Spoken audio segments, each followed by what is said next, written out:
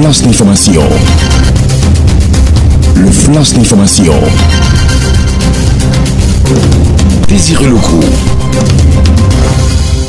Depuis 2009, l'Association des professionnels de producteurs naturels du caoutchouc en Côte d'Ivoire, APROMAC, à travers son fonds pour le développement de l'EVA-culture, a fait l'entretien des pistes dans 18 secteurs de la production de l'EVA, dont celle des villages de la commune de Gagnoa. 10 ans après, l'APROMAC revient pour reprofiler 13,5 km de pistes dans les villages de Zegrepa et de Grand Bassi pour le grand bonheur des producteurs du caoutchouc et des planteurs d'EVA dans la région du Gor. Le compte rendu des Désirés Locaux. En mission de prospection pour le compte de la réhabilitation des pistes villageoises, l'Association des professionnels du caoutchouc naturel de Côte d'Ivoire, APROMAC, fêtière de la filière d'EVA, est à Gagnoa.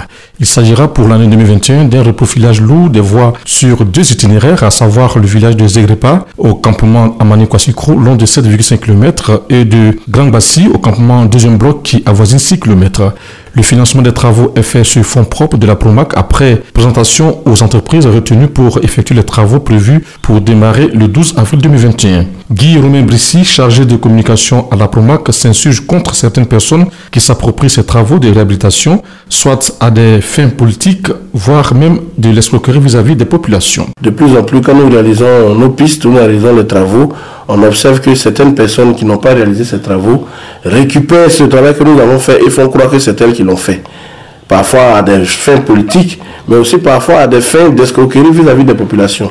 Parce que les gens, quand ils savent qu'on vient faire la route, ils s'en vont mentir aux planteurs ou aux populations pour dire la route va passer chez vous, donnez-nous de l'argent pour que ça puisse passer chez vous, alors que ce n'est pas eux qui font la route. Il est bon que la population le sache et qu'elle puisse maintenant participer. Joël Gama, ingénieur des travaux publics à la APROMAC, explique le mécanisme de reprofilage des points focaux dans ces différentes zones. Il s'agira pour eux aujourd'hui de prendre connaissance des itinéraires qu'ils auront à réhabiliter, de prendre contact avec nos différents points focaux que nous avons dans ces zones-là, pour ne pas que les gens, pendant les travaux, puissent dévier ces itinéraires-là. Nous avons des points focaux dans cette zone-là, Gagnoa, Soubré, Sassandra. Les travaux vont concerner essentiellement des travaux de reprofilage lourd et traitement de points critiques. Il s'agira principalement de réhabiliter la route, de construire des dallos là où il le faut et puis de poser des bus. L'idée est de rendre la route carrossable toute la période de la production. On sait que les routes en terre c'est 1 an, et nous on veut aller jusqu'à 2 ou 3 ans avant que les entretiens puissent avoir lieu sur ces routes-là. Premièrement, c'est de tenir compte d'abord de l'aspect environnemental. Nous sommes en zone de production,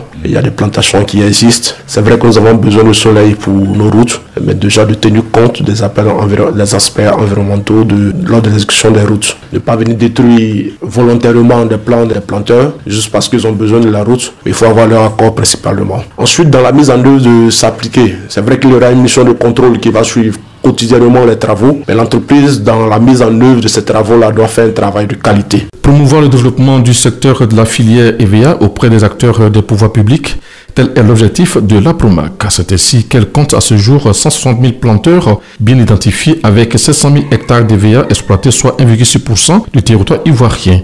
Pour l'année 2020, la Côte d'Ivoire a produit 950 000 tonnes de caoutchouc, le propulsant au 4e rang mondial derrière la Thaïlande, premier producteur avec 3,5 millions de tonnes.